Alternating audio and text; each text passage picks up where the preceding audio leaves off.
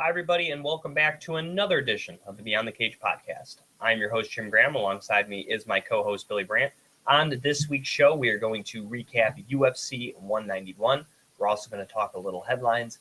And, of course, we're going to talk a little bit about The Ultimate Fighter Season 22 premiering tonight on Fox Sports 1. Europe versus USA, McGregor versus Uriah Faber as the coaches. Once again, welcome to Beyond the Cage. As I mentioned, I'm your host, Jim Gramm. You can follow me on Twitter at Jim Gramm.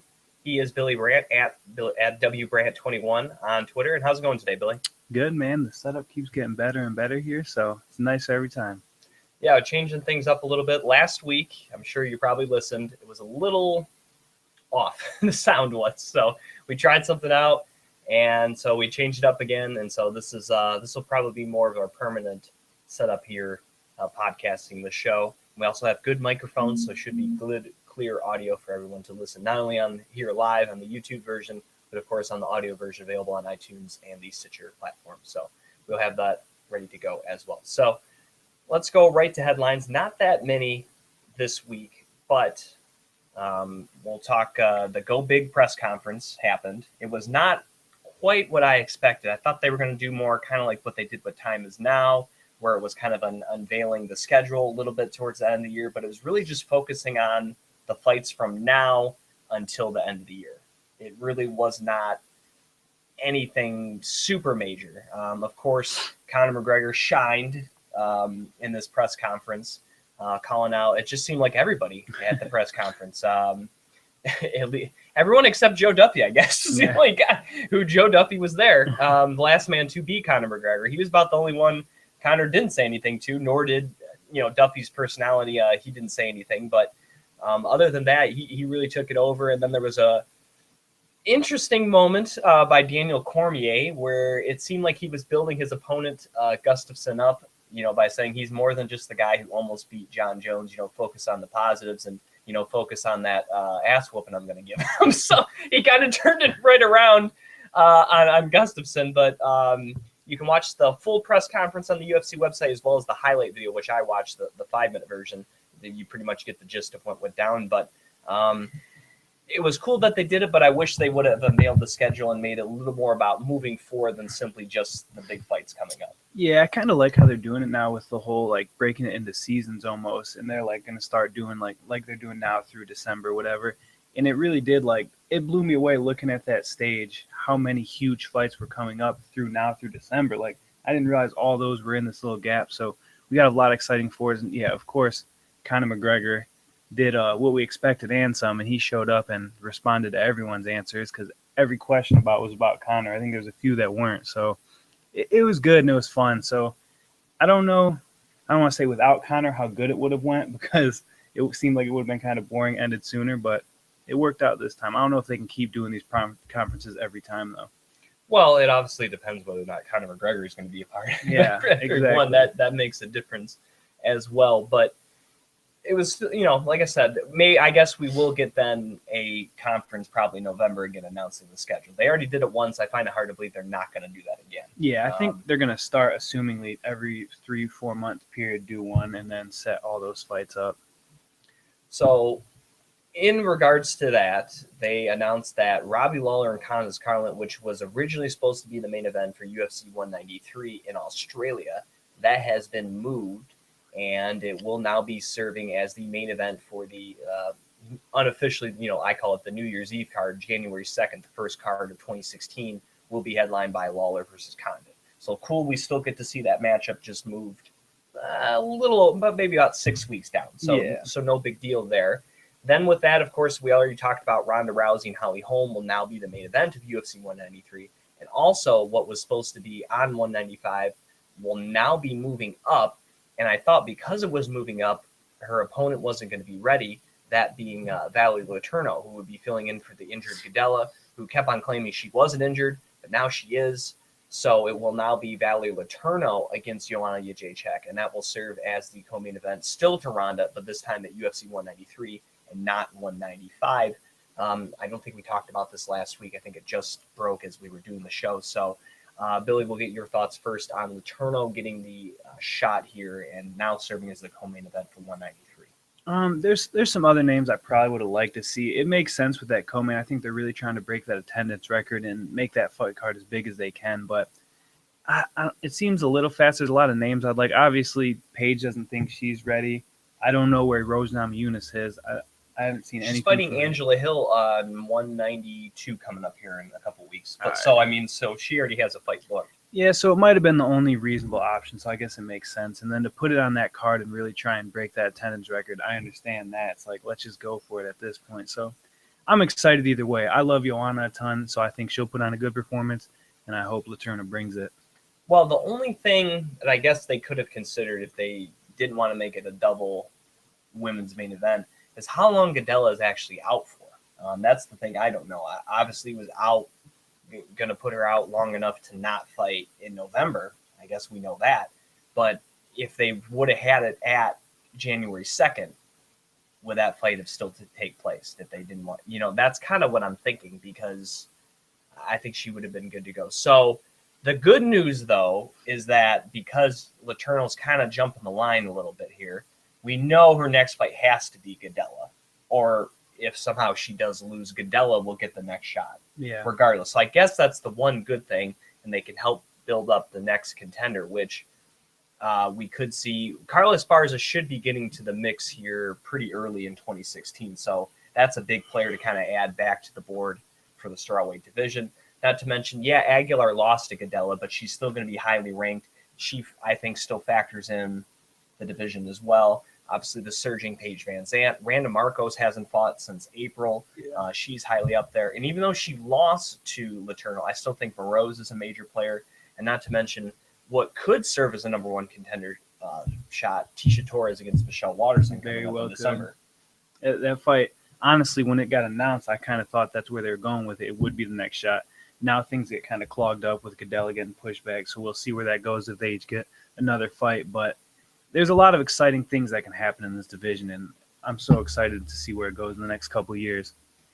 All right, well, let's get to some. I think that's most of the major headlines, but I did want to mention this for Bellator. Of course, their big event is next weekend, the Dynamite card in San Jose, but they already announced the main event of one of their upcoming fights here in November, Bellator 146.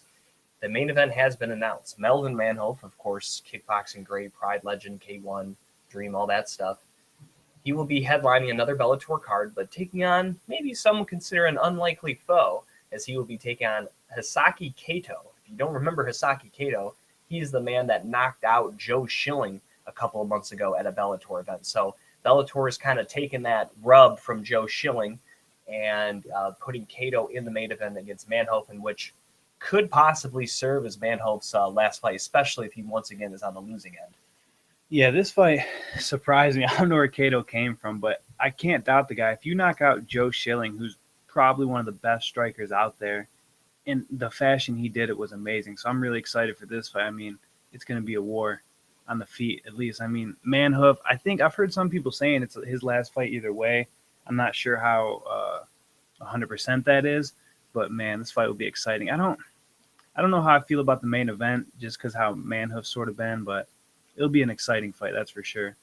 Obviously, considering how big the Dynamite card is, it definitely seems like a little bit of a letdown. Exactly. But they're not doing it in like huge market. I mean, they're doing it at the a place they stop at a lot, that WinStar Casino there in Thackerville, Oklahoma.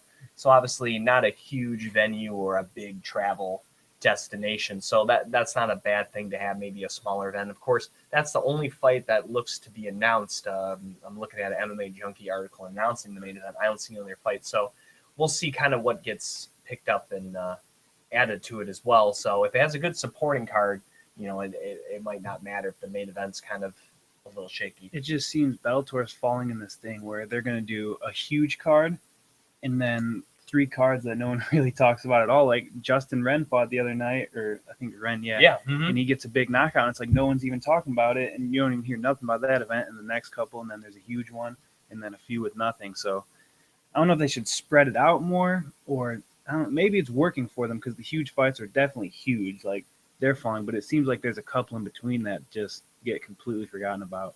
And maybe their strategy is to have one big one, and hopefully that big one would translate to trickle down viewers for the lesser ones. Right. Maybe that's what they're hoping to go instead of just having people tune in once every 3 months or 4 months for their tentpole events. So maybe that's the strategy they're going. I don't know if it's working. I guess we'll find out this year when they do their report and all that and see if what Cobra's doing works. If it doesn't, obviously, we may see a change come 2016. Yeah.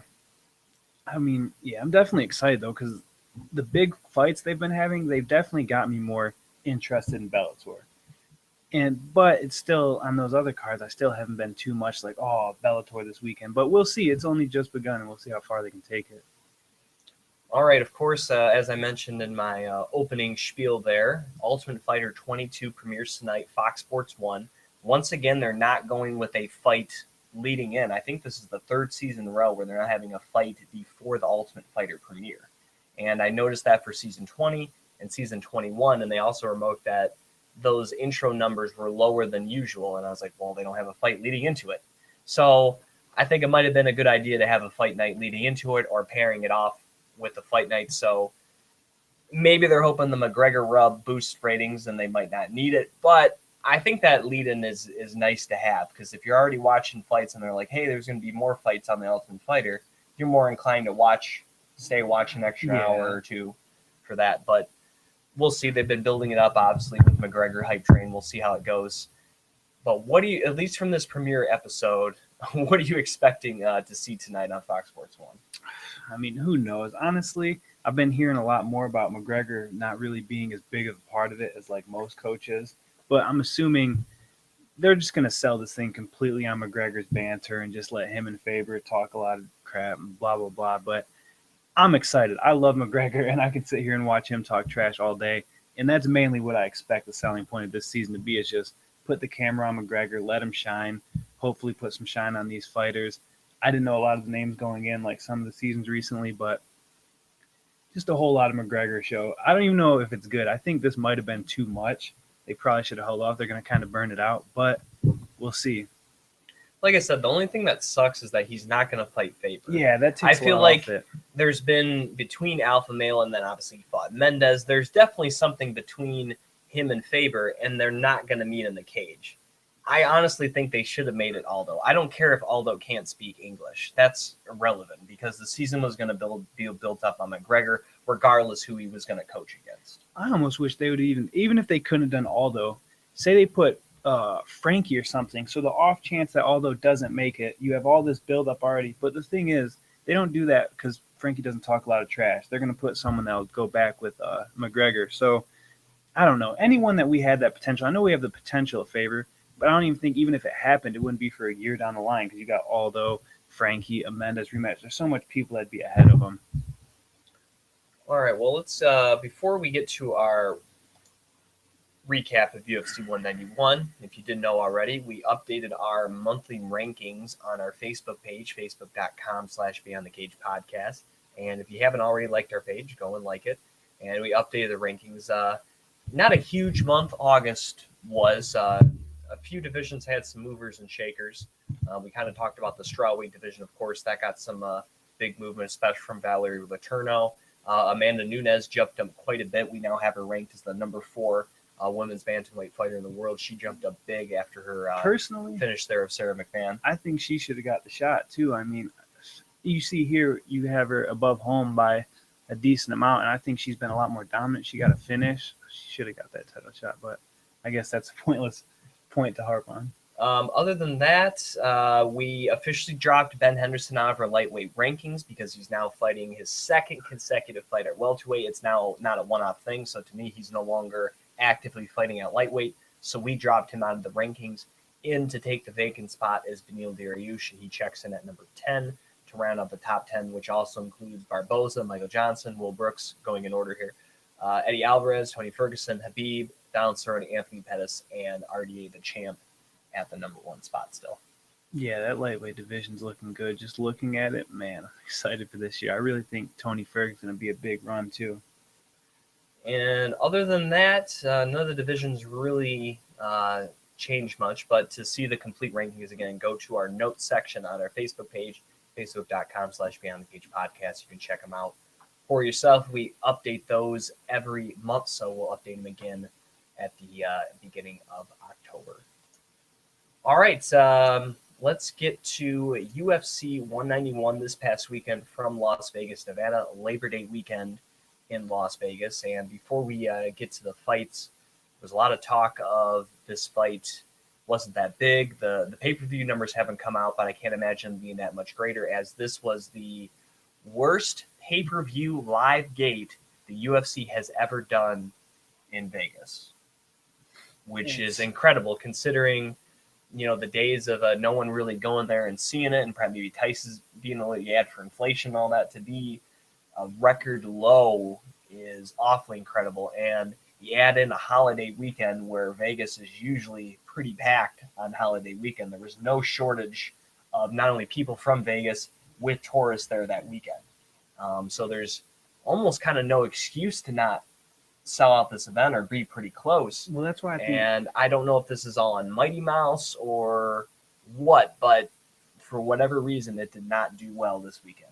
I'm disappointed in the fans because I think they don't give Mighty Mouse near enough credit as he deserves, and this fight should have been just as big as any of these we see in this lineups. Like, as far as just matchups skill-wise, this is one of the most fights I was excited for coming up towards the end of this year. And I mean, it's a shame it doesn't do that well. I don't know why people aren't catching on to Demetrius Johnson. He's so dominant and so good at everything. I hope it does catch on. I think maybe for him to do that, he's going to have to try and take that super fight with Dillashaw, something along those lines. But he's got to do something because he's already being that dominant and still not getting the attention. Yeah, so I don't know if that's the reason for sure, but that's kind of what it's looking at. Whether it's the flyweight division in general, people not giving credit to the little guys, or it's Mighty Mouse maybe not being as exciting as some other champions.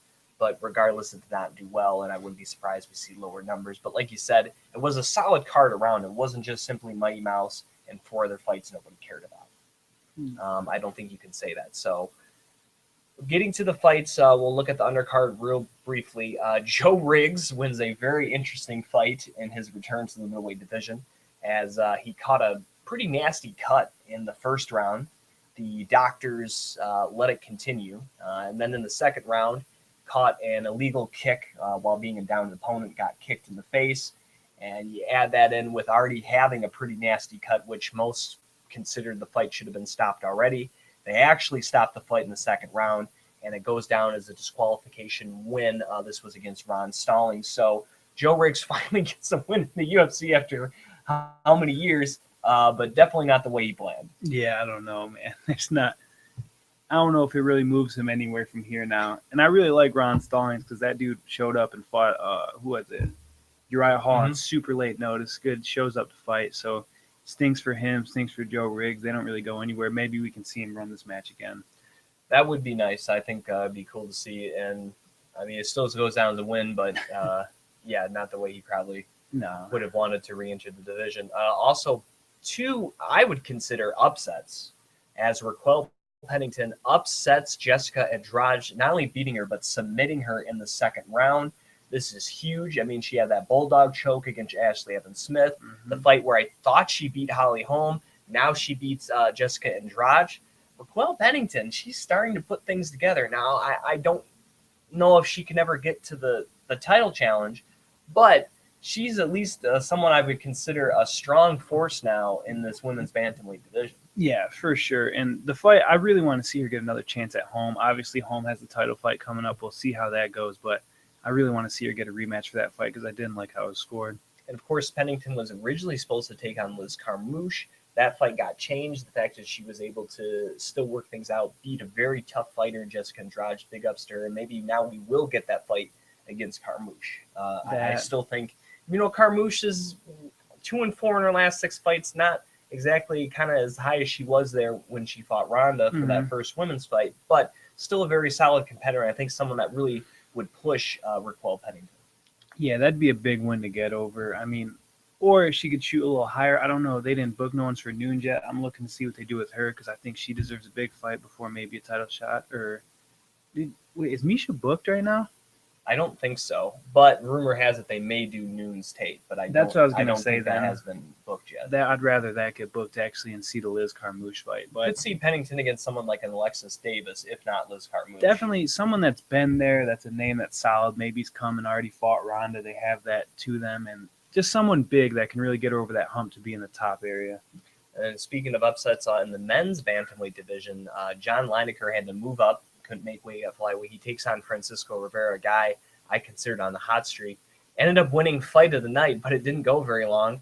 And John Lineker was able to pull out a guillotine choke to beat Francisco Rivera. And I just thought this was a huge upset. It was a good performance back and forth, but for him to go in there against the guy as aggressive and powerful as Francisco Rivera and come out with a victory, big ups to him and John Lineker. I mean, they both basically just went in there, bit down the mouthpiece and swung, and he got that guillotine in a quick little, I think, scramble or something. But I mean, good for him. That's a huge win. That was like one of the shortest fights ever to win fight of the night. So they definitely did something right. And there's not much you can say about that fight. They just went out there and swung for it, and he got the submission. So that's a huge win for him, and I'll see where he goes from here.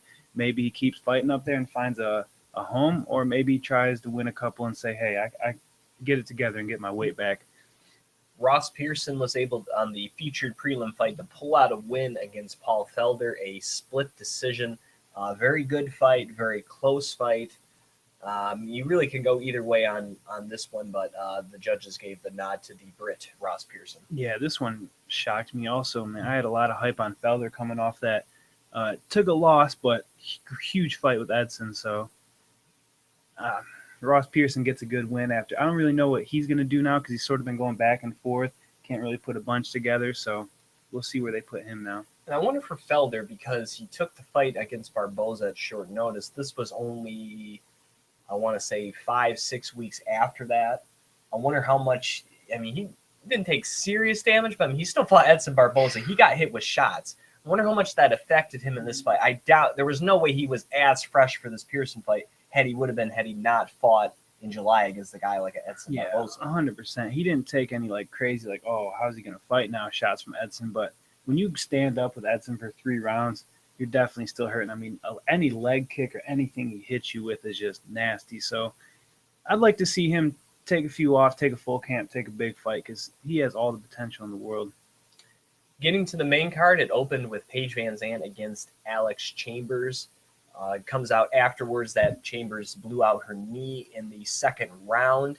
Looking at the first round, it was actually pretty close, I thought. I still would have gave it to Paige Vanzant, as I believe she landed a takedown or two in that opening round. Most of this fight played out in the clinch. In the first round, Vanzant did outstrike Chambers 65-40, landed that really nice throw takedown as well in the first. But I thought Chambers held her own. And then in the second round, Paige kept on coming, again, more in the clinch. She added another takedown in the mix as well. But not only was she hitting to that, she was really hitting to the body. And then you add in with Chambers blowing out her knee in that third round, there was really just nothing left in the tank for Alex Chambers. You saw her take a couple of shots in the body, especially towards the end of that second round. You could tell she was not in the same condition she was in the first rather. And then when it came to the third, Vanzant was able to land another takedown, go for position, then roll for an armbar and got the tap there in the third round at the 101 marker. And I'm not saying the knee didn't affect Alex Chambers. It was still looking like Paige Vanzant was going to win. It maybe would have went from a decision win instead of this finish. But another very impressive performance by Paige Vanzant. Yeah, I mean, we kind of expected it in this fight, so I don't want to be like, oh, Paige Vanzant. This one we kind of thought, I think it's definitely time for her to take a leap in competition. Maybe one of these, the winner of the Rose fight, or see a Carla Esparza or something if she doesn't think she's ready for Joanna, but take someone in the top end of that top 5. The thing is that she is impressive, though, is she could easily come out here like a lot of these when they're supposed to win. They get a good decision. She's finishing the fight, so it's very impressive, and I don't know. She don't think she's ready. Honestly, I don't either if you want to go with someone like Joanna, but she definitely can't sit in this range much longer. She's got to, while the iron's hot, jump up, take like a Carla or the winner of the Rose and Hill fight. Something along those lines, top of the top 5. Especially when this fight, what to me was a step down from Felice Herrig. Yeah. If it wasn't a step down from Herrig, we don't see it, but she already kind of had fought a bigger opponent already and then went back down to Chambers. who then wasn't even really looking that good. So, yes, it's a win. She gets the finish. Joanne Calderwood is also out there as well. Would be a name I would throw in the mix for her next opponent because I think she had to be put off the Dublin card. I think she was looking to fight there. She got pushed back. So possibly December this year or early 2016, maybe the like one of the first pay-per-views there in January, fight nights. Maybe we'll see PBZ even against Joanne Calderwood. I think would be a good matchup. Yeah, she's been super active. She's really young, so I wouldn't be surprised if we see her before the end of the year, and that'd be a great matchup. Or any of those, just I don't want to see her take a step back or stay in the same range. Try and take a little step forward, build it up, because the hype is definitely there for her too. The next fight of the evening was in the light heavy division as Corey Anderson took on Jan Blachowicz. And first round, we saw much of what Anderson did in his last fight against Volante. Pretty good stand-up. Was mixing there, threw some good kicks, some good punches as well. And that was definitely, obviously, Blachowicz's range. So that was a very close first round. Blachowicz definitely tagged him a couple of times. Looking at the stats, they both landed a takedown. Anderson only outstruck him by 25-24. So that was a very close round. You could have probably gave that either way. And then in the second round, I think Anderson realized, why am I standing with this guy? Why don't I just take this to the ground and completely change gears as he took Blachowicz down, outstruck him in the second round, 75-6. Continue that on the third with 2 takedowns, outstruck him 56-3 en route to a very dominant unanimous decision victory. And then even look at the judges' scores. There's 2 30-25s. That means he got two 8s there. And one judge had a 29-26 1/8. So you very rarely see a 25 show up on the score to show you how dominant this victory was for the man Beaston 25-8. You probably change that nickname to Beaston 25-30. I mean, if you're getting that in the scorecard, that's impressive. But he did exactly what we thought he would. I mean, we said he could control where he wants this fight. He stood the first round. He still probably got it, but it was a little closer than like put him on his back and dominated. So if you're listening, change it to 25-30. And also, this is a nice bounce-back win for him. As good as that fight was against Volante in terms of his progression as a stand-up fighter, all-around fighter, he still lost. And this was a good bounce-back win. Blachowicz, he's not horrible, but he's not the best competition. But he's a guy that you still couldn't take for granted. Yeah. And he went in there, he did his business. Now I think he's kind of right back into the fold. In fact, I think they said he's now ranked number 15. I think he just got into the top 15. So he's a guy I would like to see take on like an Ovin St. Peru. Yeah, that'd be a great matchup. Coming up next, I think would be a good fight. To me, when you get a win on a pay-per-view main card, it's a big deal either way. So I want to see you push forward a lot more. And I mean, I don't want to take too much away from Jan Blachowicz. He's a good fighter, but definitely someone a little more in that range. OSP would be great right now, and I'd love to see that fight. But I don't know. It is kind of weird now looking at this card, how this fight was placed. But I like Corey Anderson, and I definitely think he has a lot of potential to go places. Next fight of the evening, also light heavyweight division, Anthony Johnson against Jimi Manuwa. Pretty much what we expected. Both guys were trading shots. Johnson seemed a little more conservative than his last fight against Daniel Cormier. Looking at the striking numbers here, Johnson definitely the aggressor, outstriking Manuwa 30-6. And then in the second round, that's when he landed that huge right that just sent Manuwa kind of into a tailspin through a couple on the ground real quick before Jason Herzog had to step in and stop this one. 28 seconds marker for the second round. And for Manuwa, just kind of looking at the striking numbers, yeah, Johnson was aggressive, but you either had to match that aggression or throw more kicks or try a takedown or something because it wasn't working for you. You were not active enough. You never did anything to Johnson to make him worry about your power. You were too worried about his power. And with good reason, you should be worried about Johnson's power. But if you're not making him worry about you, you're not going to beat a guy like Anthony Rumble Johnson. I was going to say, if you show him that much respect, which you kind of have to, so it is hard, but if you do and you give him his space, there's nothing you can do. That dude is so strong. Any shot he lands on you is going to rock you. That's the thing. Like most of these guys, man, even they have the big knockout part. They land the right strikes. Johnson can hit you anywhere, and you're going down. I mean, what's more impressive to me is that was almost the exact same shot that landed on Cormier and sent him across the ring. The fact that he recovered and got up is kind of amazing. Now for Johnson, he gets this win, and there's two things they could do with him.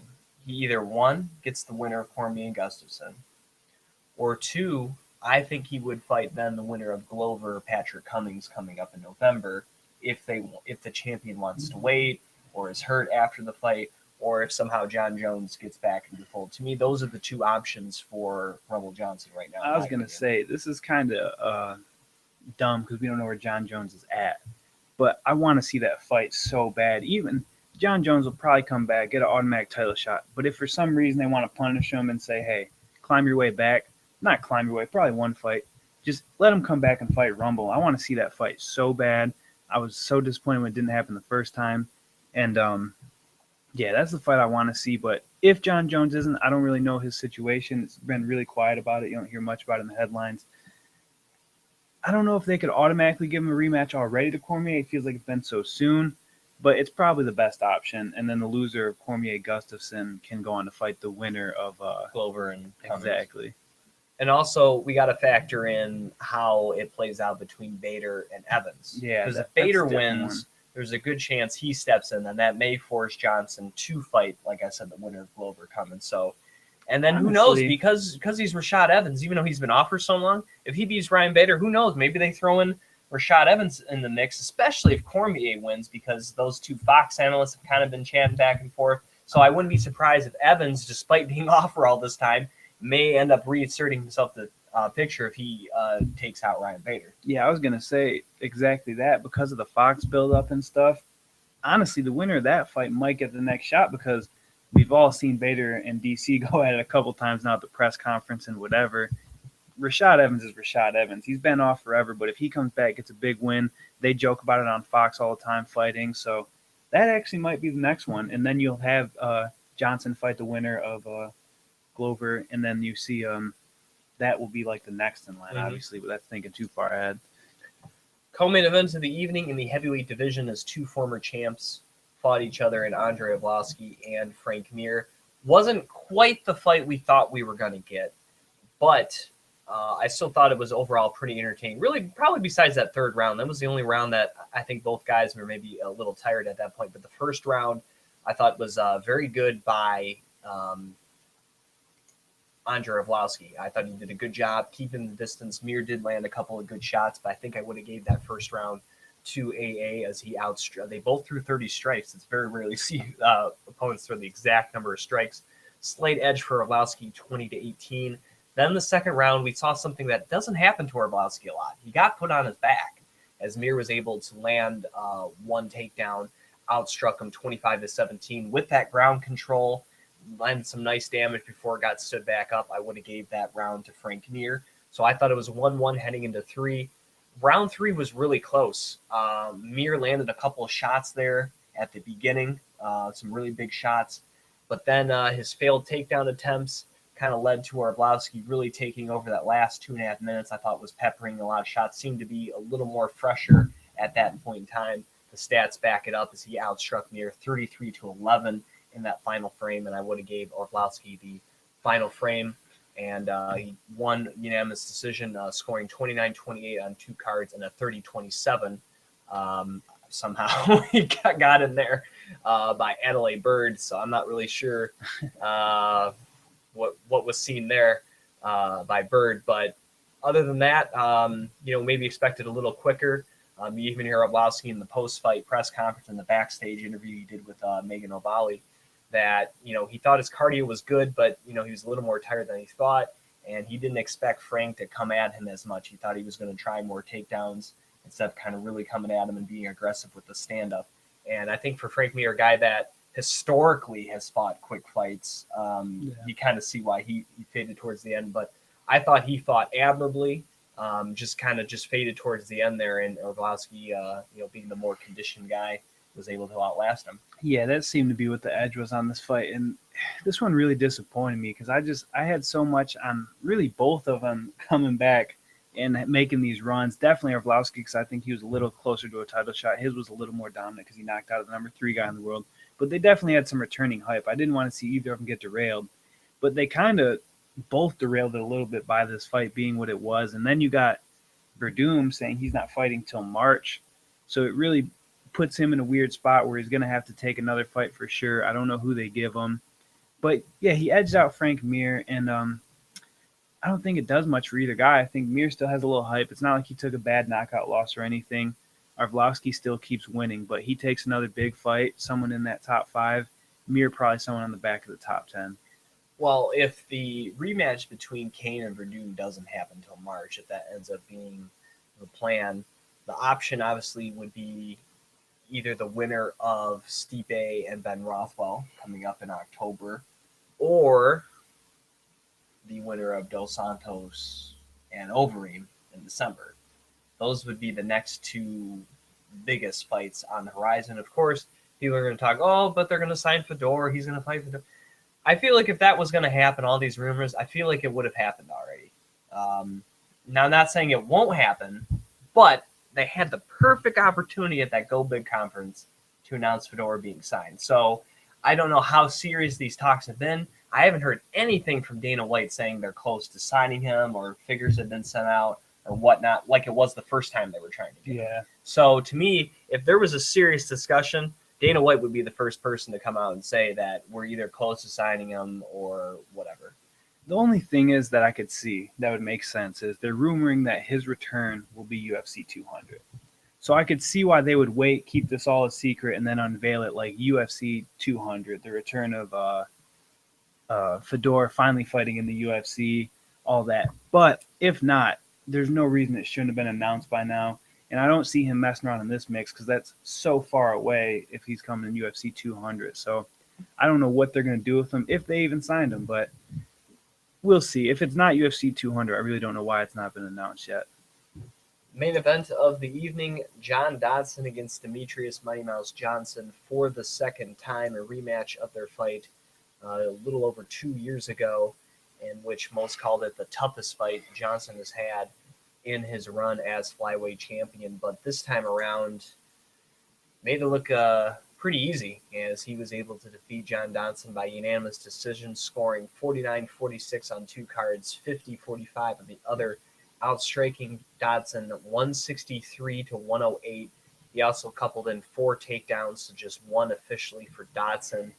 And really, besides that first round, in which I actually would have gave to John Dodson, and looking at the stats, they kind of back that up as he actually outstruck Johnson 17-15, with Johnson being 0 for 3 on his takedowns in that round. Other than that, I think it was a case, and this is something Dodson has done in a lot of his fights, despite having knockout power. His fights aren't always exciting because I think he relies too much on that power. He sits and waits. You add that in with the fact that his success the first time around, he felt very confident that he only needed 1 punch to catch Johnson. And Johnson, knowing this, just kind of ran around him, mixed in takedowns a little bit, but didn't do anything and didn't stay long enough close to Dodson this time to allow that power to really be an issue. And by the time this fight got into the championship rounds, Dodson was pretty tired and beat up and just could not catch Mighty Mouse. I mean, looking at these striking numbers moving on round for round, second round, 33-18 Johnson, 49-22 Johnson, 39-18 Johnson.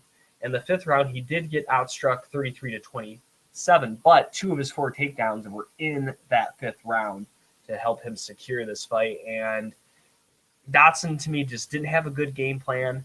And if you were going to try to catch him, you got to catch him with output. I mean, throwing 174 strikes in a 25-minute fight, that's not a great pace, especially for a guy that we know can move like Dodson can. I mean, you look at a guy like TJ Dillashaw and the numbers he's putting up.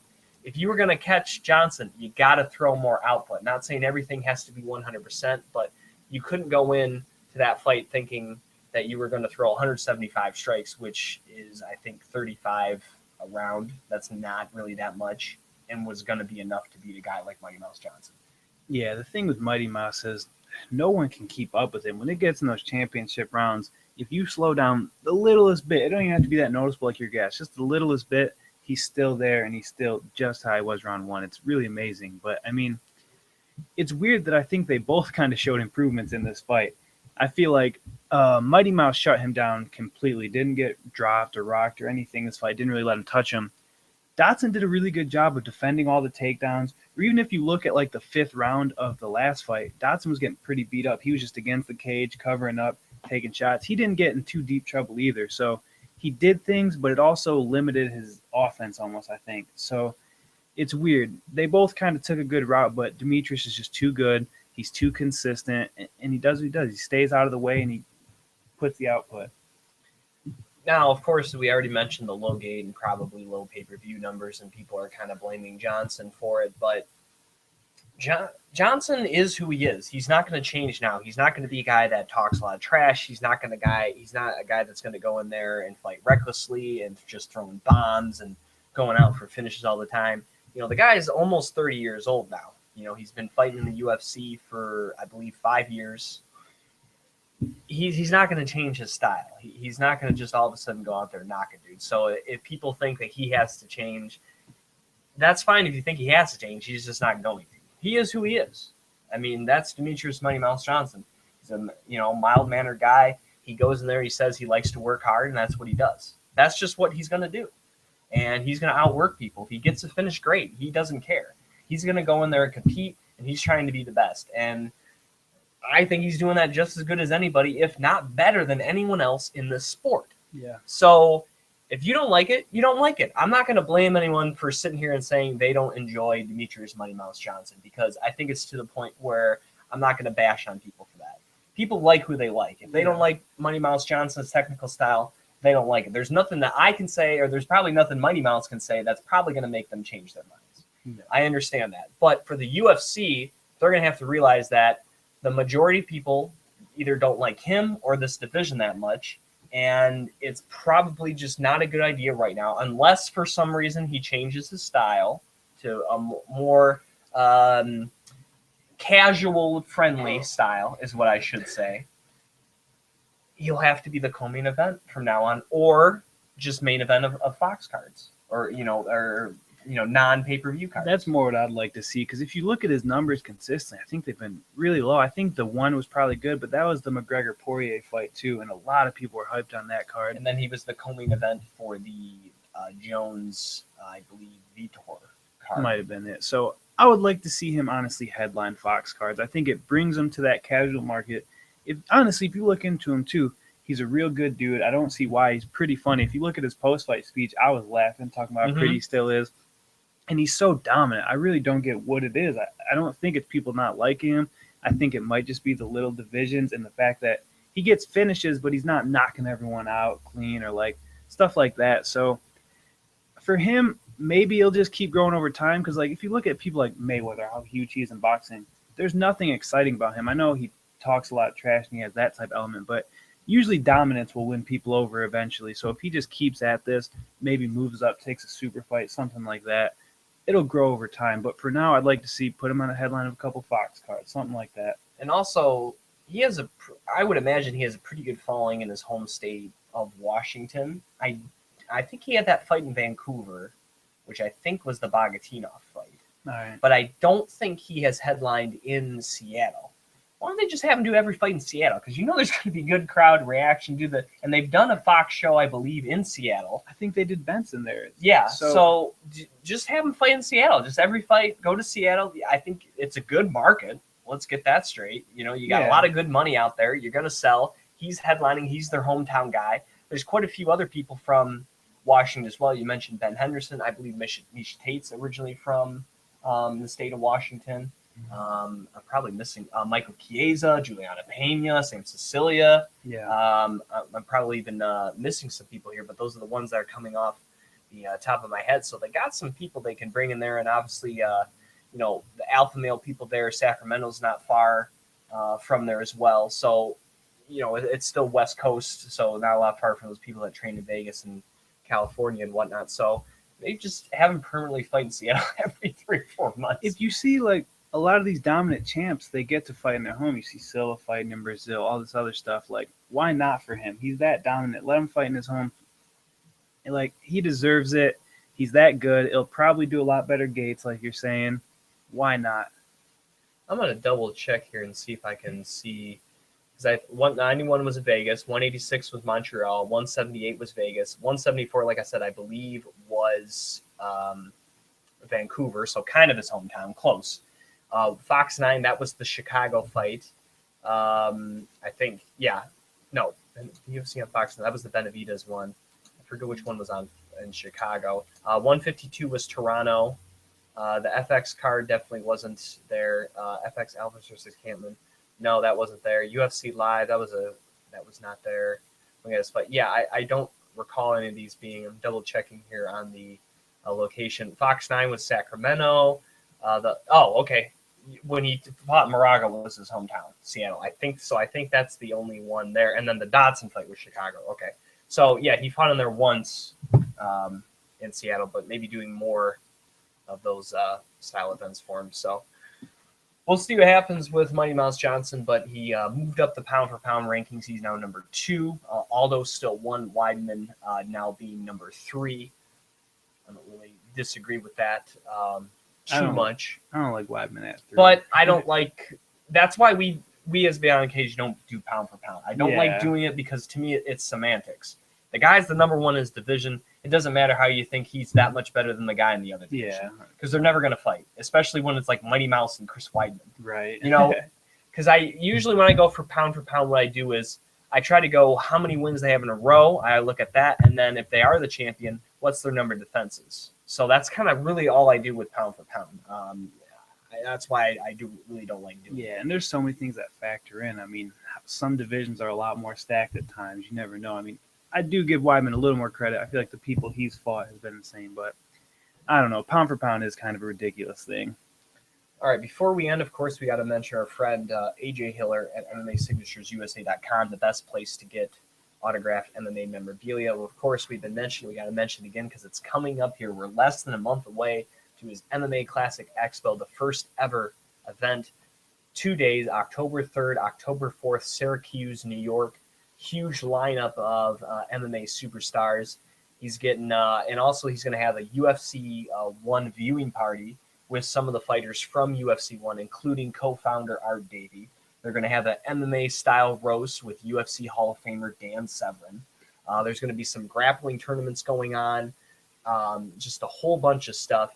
If you aren't able to attend in person, contact him because you can still get autographs. You can still send in your photos or have them printed out and signed for you for a special price. And also there's a super ticket. You can buy one price and get it signed by everybody here at the event. Looking over some of the people he's had, a lot of the top female stars. Claudia Della is going to be there. Carla Esparza, Felice Herrig, Lauren Murphy, Ashley Evans Smith. Not to mention now, I guess, kind of in the Hall of Fame here, Frank Trigg. As I mentioned, Dan Severn's going to be there. Other UFC Hall of Famer, Mark Coleman's going to be there. We got Pride and UFC legend Don Fry's going to be there. I mentioned the UFC 1 viewing party. We're also going to have UFC 1 fighters Art Jimerson. Like I said, UFC co-founder Art Davie's going to be there. Gerard Gordeau's going to be there from UFC 1. Joe Riggs. We got Matt Riddle, Brian Ebersol, Stipe Miocic. Randa Marcos is going to be there. Phil Baroni, the New York Badass, is going to be there. The best ever. Boxing / jackass star Butterbean. Everyone's going for Butterbean. There. Gary Goodridge is going to be there. Of course, the Hammer, Matt Hamill. It's going to be a cool event. And I think that, some people may be sitting here thinking, no, those aren't the biggest names, Jim. All right. Maybe it's not the UFC Fan Expo, but it's pretty good. It's going to be more attainable. And I think this event here, for him organizing this pretty much by himself, I think even this collection of stars is going to build on the future. And like I said, I think that UFC 1 stuff, those are guys that are hard to get. I mean, Gerard Gordeau is a guy that doesn't come to the U.S. very often. Also adding someone like Edson Inoue, Pride legend. He's getting guys that don't normally do appearances. Yeah. So you got to get these guys while the iron's hot. And, Mark Coleman's also a guy that would be tough to get if you're not from, like, the Midwest. So he's a guy that I would look to as well. So I think it's going to be a great event. And so if you can attend, like I said, go to the website, MMAClassicExpo.com. You can get your tickets for one day, both day. Like I said, super ticket. You can get tickets to the roast, the UFC 1 viewing party, which a lot of these guys from UFC 1 that they're bringing and haven't even watched the fight since it happened. So that's going to be pretty cool over 20 years ago. So a lot of cool stuff. Like I said, grappling tournaments are going on. So a lot of cool stuff happening there in Syracuse. Yeah, that's definitely a really cool thing. And to think that he was able to even put that together, like you're saying, for his first time, it's amazing. Go out, show your support. Hopefully this can be a thing and grow each year and get bigger and bigger. And maybe we'll have something to rival the UFC Expo, you know, something for the fans. So I really like what he's doing, and it's amazing. And hopefully it grows and gets a lot of support. All right. Anything else to add before we end the show this week? I'm good, man. I'm just excited for a lot of fights to come. All right. Of course, just looking ahead for next week's show, of course, we're going to cover Bellator Dynamite. That's going to be what's rolling next week's show as we preview the dual kickboxing / MMA card and the 4-man one-night light heavyweight tournament for Bellator as well. So we'll really talk about that coming up on next week's show. So for Billy Brand, you can follow him on Twitter at WBrand21. I'm your host, Jim Graham. You can follow me on Twitter at Jim Graham. Thank you for listening to another edition of the Beyond the Cage podcast.